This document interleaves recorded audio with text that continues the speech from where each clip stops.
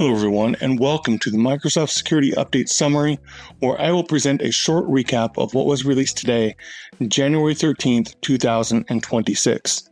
My name is Josh Daniel, and I'm a risk manager in the customer service and support organization here at Microsoft. I'm going to start this video with an overview of the release, and then I'll dive into a few of the vulnerabilities.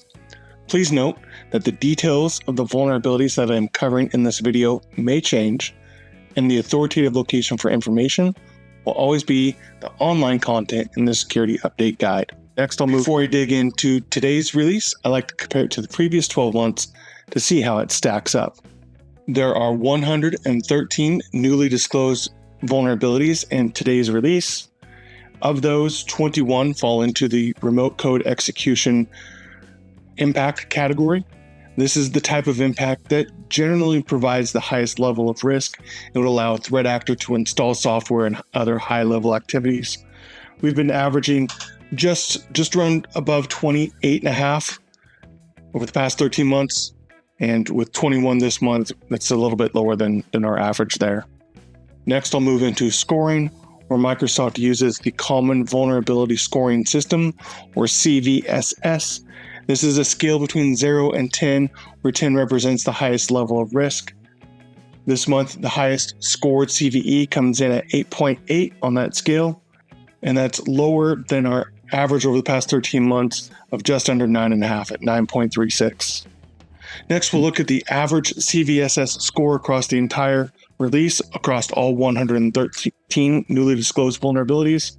That comes in at 7.08, which is a little bit lower than our average of 7.32 over the past 13 months.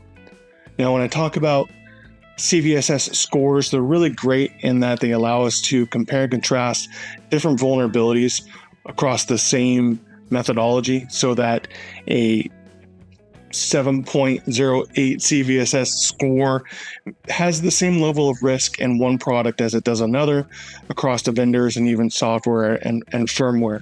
So it's a good relative starting point when we talk about risk, but there are a handful of other things that are not part of that CVSS score. Specifically, we'll start with severity. Microsoft has a proprietary methodology of determining the severity. We use low, moderate, important, and critical at the highest level. Also, the impact, whether it's a remote code execution or elevation of privilege or a security feature bypass or information disclosure, those are not included in the CVSS score. Another thing that is not included in the CVSS score, but still pertains to risk, is whether or not a vulnerability was publicly disclosed at the time of release. This month, there are 2 vulnerabilities in today's set that were publicly disclosed prior to release. That's a little bit above our average of just over 1.5 at 1.69 over the past 13 months. These are vulnerabilities that in one way or another, the existence of the vulnerability has been made public. Could be on one side of the spectrum where a threat actor releases all the information that would allow someone to build usable exploit code.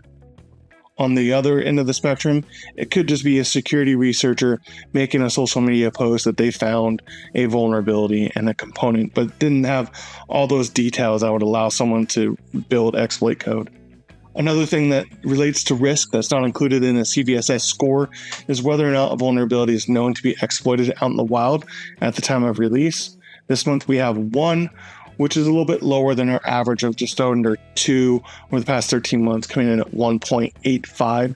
These are vulnerabilities that, in one way or another, either directly with Microsoft products or through our partner ecosystem, we've noticed some level of exploitation on one of these vulnerabilities. Now, exploited vulnerabilities is a big deal because these are vulnerabilities where the threat actor has already deployed their code and is already exploiting customers. This isn't a matter of a theoretical risk of a threat actor could figure out some way to exploit a vulnerability. These are ones where they've already not only deployed exploit code, but we've detected it. So this is one of those data points that customers should use when they think about whether to skip a month of patching or accelerate a month of patching, because the risk here is that threat actors are already using their exploit code against one of these vulnerabilities in today's set.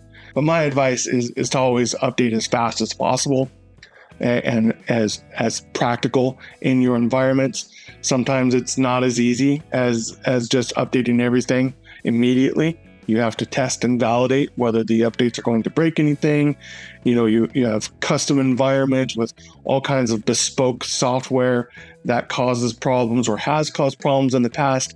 And so you don't want to roll things out right away, break something, and not be able to do your business. So it's imperative that we test and validate these updates, whether it's a Microsoft update or any other software vendor.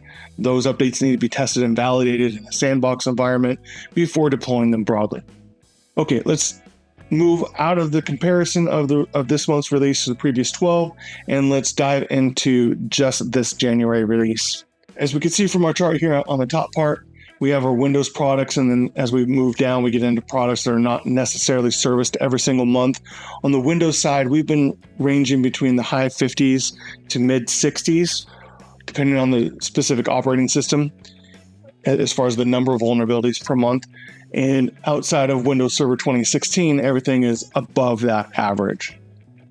As we move down the chart, we get into SharePoint and Office, which have a handful of vulnerabilities that are addressed this month with some updates. And then rounding it out, there's a vulnerability in SQL Server, as well as a few updates in the Azure umbrella that are being addressed with updates this month. So the first vulnerability that I will talk to this month is an important information disclosure vulnerability in the desktop window manager. This is an important severity information disclosure vulnerability, privately disclosed, but exploitation has been detected out in the wild. This one has a relatively low CVSS score of 5.5.